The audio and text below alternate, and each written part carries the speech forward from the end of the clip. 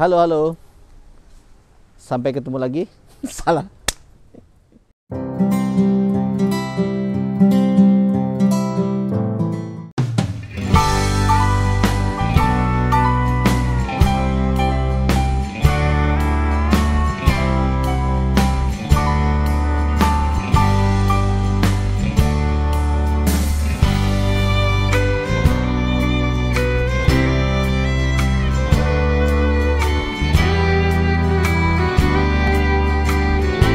Halo. Salam jumpa. Pada kesempatan kali ini saya sedang main ke kebun anggur JJ Jahara. Saya ingin kasih lihat, waktu itu ada beberapa komentar di video yang menanyakan, wah rambatannya bagus juga, pakai apa? Ya, itu rambatannya pakai kawat apa? Kemudian kepikiran bikin rambatan seperti ini itu dari mana? Jadi yang pertama mengenai rambatan, mengapa kepikiran rambatan seperti ini? Jadi waktu pertama kali saya belajar mengenai tanaman anggur, saya sempat lihat beberapa contoh. Jadi tiap kali saya lihat itu ada yang bicara soal primer, tersier, sekunder dan tersier. Nah itu buat saya agak bingung, itu sekunder yang mana, primer yang mana, tersier yang mana. Nah, saya lebih mudah memahami itu kalau melihat contoh yang ada. Ya, ini contohnya seperti ini. Ini batang primer. Kenapa disebut primer? Karena dia dari awal, dari pertama, batang pertama. Kemudian dibelokkan. Dia bisa dibelokkan, bisa juga dipangkas. Tingginya seberapa panjang atau seberapa tinggi, itu boleh beberapa. Bisa ada yang setengah meter, bisa ada yang 1 meter, bisa lebih. Kebetulan karena saya lahan terbatas, saya menggunakan tinggi mungkin sekitar 20-30 cm untuk primer. Kemudian batangnya saya rebahkan, dijatuhkan sekunder. Nah ini sekunder yang rebah ke samping. Sepanjang berapa? Kalau tanamnya di pot, saya harus batasi karena terkait dengan media tanam. Ya. Kalau dia ditanam di pot, mungkin saya batasi maksimal sekali itu mungkin 2 meter. Tapi kalau di tanah, saya bisa panjangkan. Ini pun saya ukur sekitar 2 meter sampai ketemu ini. Karena mulai dari sini dia sudah tanaman baru lagi. Ya. Itu yang sekunder. Tersiernya yang mana? Tersier adalah cabang-cabang yang dipelihara anakan dari cabang sekunder. Jadi ini disebut tersier. Ya. Mengapa kita mesti membedakan cabang primer, cabang sekunder, cabang tersier?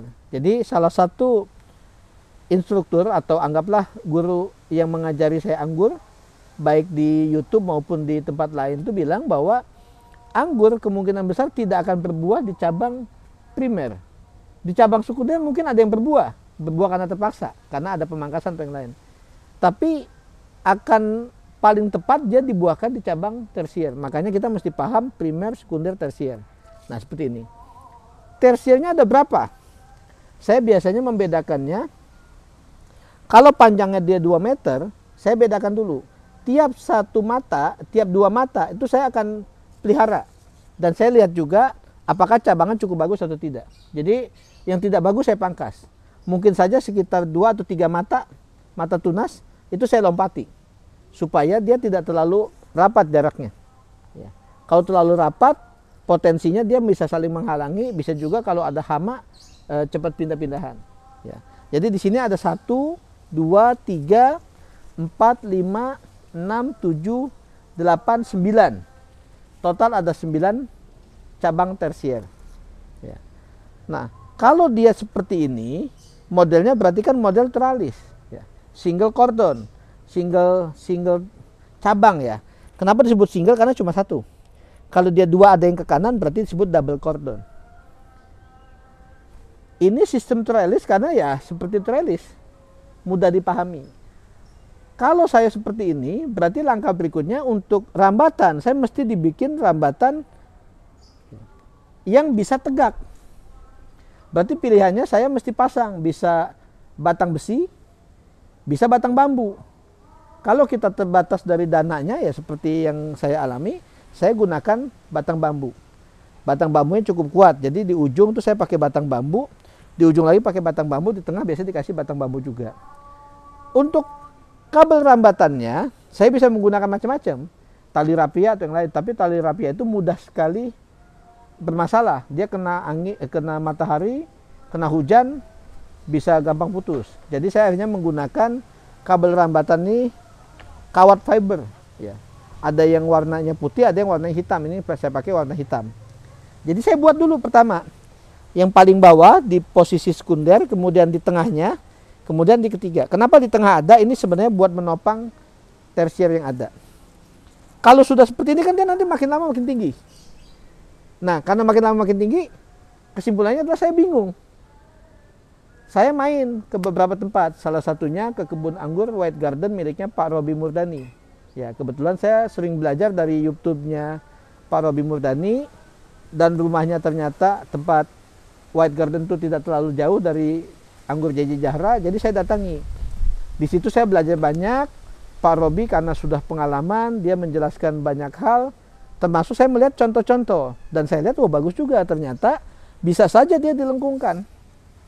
Jadi kalau ditanyakan apa yang melatar belakangi rambatannya model seperti ini, terus terang awalnya kita nggak tahu, kita nggak jelas, karena berdasarkan apa yang terpikir, apa yang ada ide, oh mungkin bagus kalau dibuat seperti ini. Nah, mengapa dibuat seperti ini, tingginya juga seperti ini, supaya saya tidak terjadi seperti kejadian yang ada di rumah kabin JJ Zahra. Saya buat tinggi sekali, akibatnya untuk perawatan saya mesti menggunakan tangga, jadi nggak efisien. Kalau seperti ini tingginya kebetulan diukur dari Bang Adul. Bang Adul tuh tumbuhnya ke samping, jadi dia buat dia seperti ini udah sangat tinggi. Tapi kalau buat saya atau beberapa lain yang mungkin bahkan lebih tinggi seperti JJ Vapai, itu mungkin ini masih terlalu pendek, yaitu nanti bisa dimodif lah istilahnya. Tapi secara prinsip dengan cara seperti ini, kalaupun saya mau perawatan atau yang lain lebih mudah. Ya. Jadi mengapa saya menggunakan model rambatan seperti ini, itu yang terpikirkan dan ternyata mudah memahaminya. Kalau saya ingin menjelaskan soal model rambatan kan mudah sekali. Primer, sekunder, tersier. Sudah selesai. Jadi mudah dipahami. Mudah juga dikelola. 1, 2, 3, 4, sampai 9. Batangnya dipelihara supaya banyak, kalau sudah sampai titik atas, itu di stop. Itu juga mudah. Jadi dengan cara itu, saya bisa melakukan standarisasi perawatan percabangan. Semua model yang ada, itu dibuatkan rambatan sejenis. Hanya saja mungkin ada beberapa yang mungkin pertumbuhannya tidak terlalu subur seperti yang di sebelah, ya seperti ini, atau juga dia belakangan ditanamnya sehingga perkembangannya lebih lambat. Itu yang pertama mengenai model rambatan. Ya. Kemudian bahannya juga sudah saya sampaikan, itu menggunakan kawat fiber. Kemudian yang kedua, Mas Fafai, kok anggurnya bisa subur gitu sih? Di saya kok bantet atau kerdil, ya, tidak sesubur yang ada di sini. Jadi kalau saya pelajari, apapun itu, mau ternak, bertani, menanam sesuatu, harus secara serius disiapkan.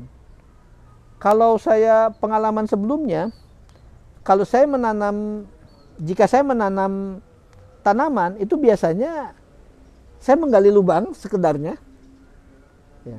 Kemudian siapkan bibit, bibitnya dimasukkan, ditutup lagi. Jadi terserah tuh, bibitnya mau tumbuh, tumbuhnya bagus atau enggak, ya saya serahkan pada alam. Akhirnya saya belajar, saya baca, oh ternyata ada ya. Saya pernah lihat di salah satu YouTube, termasuk juga saya baca panduannya, kalau kamu mau menanam sesuatu, baik itu anggur, tanaman-tanaman lain, siapkan dulu lubang tanam. Di salah satu video saya pernah praktekkan di kebun anggur JJ Zahra sekitar 3 bulan yang lalu, itu saya buat dulu lubang tanam. Panjang 60 cm, lebar 60 cm, tinggi atau kedalaman 60 cm. Ya, 60 kali 60 kali 60. Setelah itu dulu yang saya pikirkan, kalau orang menanam sesuatu, berarti kalau sudah lubang saya siapkan, berarti dari polybag saya ambil, saya taruh di lubang tanam itu, kemudian saya tutup. Mungkin sampai kalau cukup tinggi, ya mungkin sampai setinggi mungkin tinggal setengahnya itu bibitnya. Kemudian saya perhatikan lagi baik di video maupun di buku yang saya baca. Ternyata jangan seperti itu. Kalau seperti itu, akar tanaman tuh malah ketemunya bukan media yang mudah, tapi tanah yang keras, dan dia nggak bisa adaptasi. Sulit buat dia berkembang. Ya. Makanya untuk mengatasinya ternyata jika sudah disiapkan lubang tanam 60 kali 60 kali 60, isi dulu sampai 3/4 sampai 75%. Jadi diisi sampai misalkan 40 atau 45 cm. Diisi dengan media tanam yang gembur dan media tanamnya sudah disiapkan sebelumnya. Masukkan bibit dari polybag, ditanam, kemudian ditutup tanah lagi. Jadi nanti perakaran bibit yang baru itu dia bukan lagi tanah yang keras, tapi media tanam yang sudah kita siapkan. Jadi kalau tanya bagaimana menanam tanaman anggur supaya bagus, yang pertama bibitnya pilih yang bagus. Pilih yang bagus, pilih yang tidak salah. Ada yang menjual bibit anggur bagus, harganya beberapa ribu rupiah. Murah sekali. Ya berarti mesti waspada. Itu betulan atau tidak, kecuali memang kita kenal baik. Ya. Yang kedua, apakah betul variannya? Kita beli tipenya apa nih? Akademik. Ternyata pas keluar buahnya lain. Nah itu jangan sampai. Kita sudah mengorbankan waktu, ternyata hasilnya nggak bagus. Itu dua hal pertama dari bibit. Ketiga, berarti kita siapkan media tanam. Lubang tanam, media tanam. Siapkan dulu. Kalau kita baca di buku, di panduan-panduan suka ada bahwa media tanam itu dicampur. Antara pupuk kohe yang sudah difermentasi atau pupuk kandang, tanah, kemudian sekam bakar, kadang juga ditambah dengan beberapa tambahan lainnya. Dicampur, diaduk, didiamkan dulu selama beberapa lama, baru kemudian ditanam, disiapkan. Ya. Setelah itu dipupuk secara berkala. Saya yang biasa pupuk karena saya biasa pakainya hanya 2, 1 urea, 2 NPK, maka saya gunakan itu. Tapi ada juga, kalau kita baca di panduan-panduan, teman-teman yang sudah lebih pengalaman, itu ada istilah namanya pupuk dasar. Jadi pupuk-pupuk pertama yang diberikan. Nah, kalau sudah seperti itu, tahap berikutnya kita tinggal lakukan perawatan sesuai dengan rambatan dan pengaturan tajuk tanaman, cabang-cabang tanaman. Apakah hasilnya bagus? Saya kurang tahu. Saya ambil contoh di sini. Ini ada tanaman anggur, ya. Ini yang daunnya lebar sekali, ya, sampai seperti ini. Sampai dibilang nih pohon anggur atau pohon jati, daunnya tuh lebar seperti ini. Ya. Kemudian ditanya, ini bagus nggak artinya? Saya juga tidak tahu. Apakah ini terlalu berlebihan sehingga daunnya sampai selebar ini? Kalau saya bilang bagus, nanti ada yang bilang, oh itu nggak bagus, itu kelebihan hormon. Tapi di sisi lain buat saya lebih baik tanamannya ini daunnya bagus, lebar, daripada daunnya kecil, keriput atau kecil-kecil yang istilahnya tidak merana lah istilahnya, tidak bagus gitu. Lebih baik seperti itu.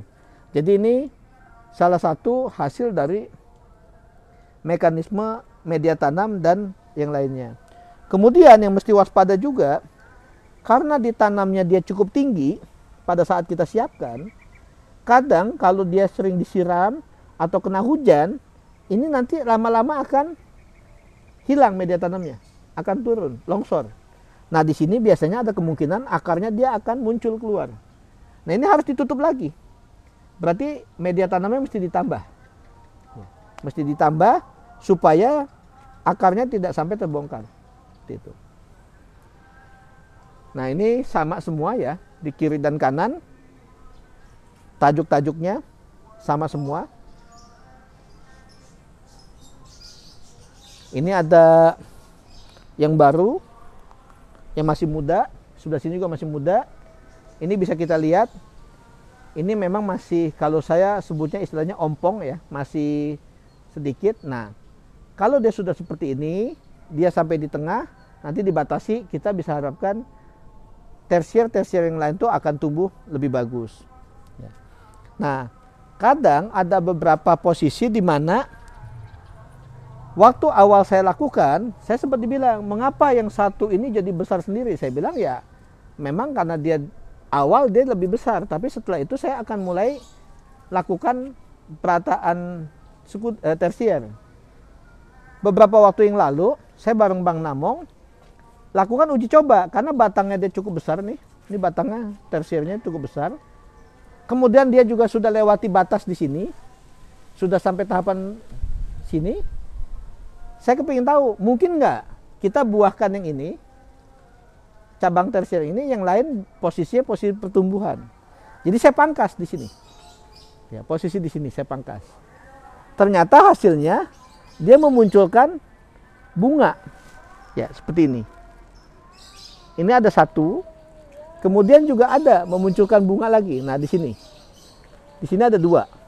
Ya, satu, di atasnya ada satu lagi. Kemudian di beberapa tempat juga muncul bunga-bunga. Ya, di beberapa tempatnya ada muncul lagi. Nah, apakah itu yang memang sebaiknya dilakukan? Ya. Jadi di sini ada dua bunga nih. Ya. Ada dua bunga. Apakah itu memang bunga yang diharapkan atau tidak? Buat saya pribadi, ada satu syarat lagi kalau kita ingin menanam anggur, yaitu syarat berikutnya mesti sabar. Ya. Mesti sabar dalam artian, bisa nggak saya tanam anggur sebulan kemudian berbuah? Mungkin saja kalau bibitnya sudah rimbun, sudah tua, dan memang siap dibuahkan. Tapi kalau kita menanam, lebih baik kita menanam mengikuti proses. Beberapa literatur yang saya baca, tanaman anggur itu mulai berbuah dari bibit itu biasanya antara 8 bulan sampai 12 bulan. Ada yang bahkan lebih. Jadi kalau tanaman anggur di JJ Jahra, saya pangkas, usia 3 bulan sudah mulai memunculkan buah, atau calon buah ya dalam bentuk bunga, itu sebenarnya mendahului planning. Tapi saya review apakah calon bunganya itu bunga PHP, bunga yang ngasih harapan palsu, atau bunga yang bisa jadi. Kalau saya lihat di sini tadi, berinya itu, calon bunganya itu cukup besar. Jadi buat saya itu tidak apa-apa dipelihara. Hitung-hitung berarti pada saat yang lain saya lakukan pertumbuhan, yang ini saya bungakan atau jadikan sebagai calon buah. Ya. Tapi kalau kita ingin lebih valid, sebaiknya memang ditunggu sampai tajuk-tajuknya ini, daun-daunnya ini rata. Ya. Sampai dia pertumbuhannya selesai. Jadi dia tidak dipaksa. Jangan sampai karena kita terlalu cepat ingin membuahkan, hasilnya malah tidak bagus. Saya menganggapnya sebagai analogi investasi. Ya. Kalau kita investasi, baru awalan investasi hasilnya sudah diambil, bisa jadi jumlah yang kita dapatkan, profit yang kita dapatkan tidak terlalu besar. Ya. Saya menabung misalkan 5 juta, 10 juta, baru 2-3 bulan saya ambil lagi, mungkin nilainya tidak besar. Tapi kalau saya akumulasi 5 juta, 10 juta, 20 juta, sampai 100 juta, mungkin bahkan sampai ratusan juta, itu bisa jadi kalaupun saya ambil profit atau keuntungannya, dia tidak sampai membebani pokoknya. Ya, itu analogi kalau bicara investasi. Jadi seperti ini, misalkan saya paksakan dia berbuah, karena dipaksakan mungkin juga hasilnya hanya 1 dompol 2 dompol. Jadi saya pelihara tersier yang utama, saya biarkan yang lain saya babat, ya mungkin hasilnya juga tidak seberapa. Jadi lebih baik kita tunggu sampai memang sudah waktunya dia berbunga. Kecuali memang seperti kejadian yang saya alami di sini, ada yang bisa munculkan bunga karena pemangkasan yang dilakukan itu sudah pada cabang tersier yang tepat dan ukurannya pun sudah sesuai. Nah, ada tips lagi selain rambatan, kemudian bunga. Ada tips lagi yaitu pada saat kita sudah menanam anggur, sebenarnya kita tidak melulu mengelola anggur ya anggur saja. Kadang kita juga ada usaha-usaha sampingan dalam hal di JJ Jahra. Saya menyiapkan ada pembibitan pepaya, ada pembibitan cempedak, ada persiapan benih juga dan lain-lain. Nah, salah satunya di sini. Ya. Di sini ada benih pepaya California atau Kalina yang waktu itu ditanam. Termasuk juga untuk benih-benih cempedak. Ini yang waktu itu ditanam sebelumnya dan sudah mulai memunculkan daun-daun. Nah ini yang nanti akan disiapkan sebagai bibit di lingkungan JJ Jahra. Yang lain-lain secara prinsip sama ya. Di sini juga ada beberapa yang sempat memunculkan bunga juga karena memang posisinya sudah cukup besar ya. Di sini sampai ke depan sana itu sama pengelolaannya ya. Tajuknya pengelolaannya.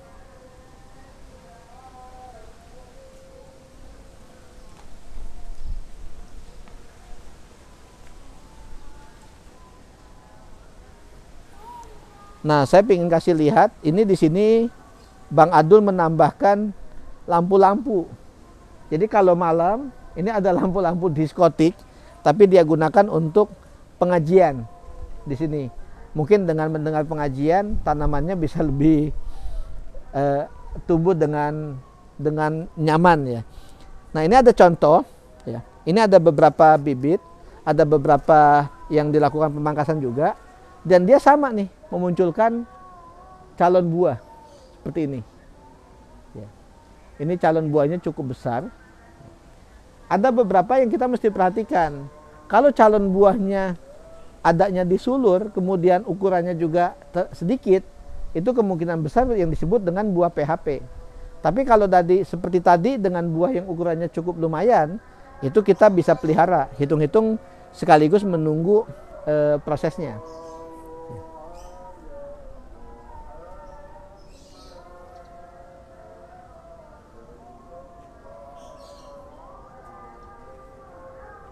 Kemudian ada juga pengalaman saya saat pertama kali menyiapkan desain untuk rumah kabin. Mohon maaf, saat menyiapkan desain untuk kebun anggur JJ Jahra seperti di sini. Model tanamannya seperti apa? Ya, akhirnya saya pikir bagus juga kalau dibuat ada di kiri, ada di kanan. Kemudian sudah dibuatkan seperti itu, kemudian dibuatkan tembok-tembok seperti ini untuk menjaga supaya media tanamnya tidak longsor, nanti sambil diisi, sambil ditambah. Di video-video sebelumnya, mungkin teman-teman juga bisa melihat bagaimana suasana pertama kali dibersihkan, pertama kali disiapkan, pertama kali menanam bibit, sampai menentukan. Kami sampai membuat kotak-kotak bagaimana sih posisinya. Di sisi sana dibuat dua. Kemudian kalau di sini seperti apa? Ya udah, di depan yang nanti calon tempat buat duduk-duduk dibuat seperti ini. Ya, seperti ini. Kemudian yang ini dia tetap mengikuti. Nah, karena nanti akan rencananya dibuatkan plastik ya, plastik bening untuk jika dia mulai sudah berbuah, saya akan tambahkan plastik di atasnya. Nah, itu bentuknya dibuat seperti apa? Akhirnya dibikin dia melengkung seperti ini, seperti yang saya jelaskan tadi di awal saat mulai. Itu dari mana? Itu biasanya kalau kita sudah menanam, kemudian kita lakukan, kita bandingkan dengan pengalaman, kita lihat contoh-contoh yang ada, itu nanti dengan sendirinya akan muncul. Jadi tidak terlalu khawatir ya, sama seperti tempat ini. Ini sebelumnya mohon maaf kalau agak berantakan, karena tadi saat disiapkan tidak langsung dirapikan. Nah, saat saya menyiapkan tempat duduk-duduk ini juga, ya, tempat-tempat duduk ini tidak didesain di awal harus bagaimana. Ini sampai kursinya aja dibuat dari bahan-bahan yang sisa. Kita ngecat sendiri, kita haluskan sendiri, ngelihat contoh gambarnya yang ada di Google. Membuat contoh gambar seperti ini. Bahkan saking menghematnya kita malah menggunakan balok-balokan kayu. Sehingga ini kalau diangkat, ini butuh beberapa orang baru bisa mengangkat ya. Meskipun kita memang tidak niat mengangkatnya. Kemudian di bawahnya ada rumput sintetis. Itu pun sisa yang ada. Kemudian saya pada saat jalan pulang ketemu dengan penjual meja dan kursi. Akhirnya saya beli kursinya. Saya juga ada sisa meja. Akhirnya saya beli mejanya. Ini mohon diabaikan tampilan yang tidak rapinya, tapi seharusnya kondisinya lebih rapi ya. Seperti ini. Jadi meja pun ini pakainya meja-meja bekas. ya, meja sisa yang tidak digunakan. Kemudian bentuk yang seperti ini dibikin seperti kanopi, depannya dibuatkan fiber ya, plastik fiber seperti ini. Ini semuanya kita ngikuti naluri, kita siapkan sebaik-baiknya, mudah-mudahan hasilnya bagus. Kalau misalkan hasilnya setelah dipakai atau setelah berjalan beberapa saat cukup baik, ya berarti sesuai dengan harapan yang kita lakukan.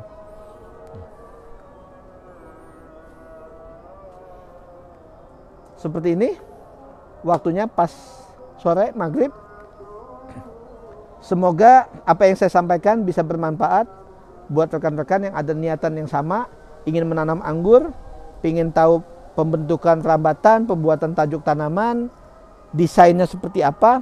Tidak perlu khawatir, tidak perlu ragu kalau misalkan, wah nanti kalau salah bagaimana? Salah kita ulang. Sebelum salah kan kita juga bisa lihat contoh-contoh yang ada, belajar dari yang sudah ada. Bisa juga lihat contoh yang ada di JJ Jahra, di video-video yang lain. Nanti dari situ kita bisa lihat apa yang kurang baik, apa yang tidak tepat, itu bisa diabaikan. Apa yang sudah bagus bisa ditingkatkan, bisa dilanjutkan, di istilahnya copy paste, mungkin bisa diterapkan di lingkungan teman-teman masing-masing. Demikian, sampai ketemu lagi pada video berikutnya. Salam JJ Jahra.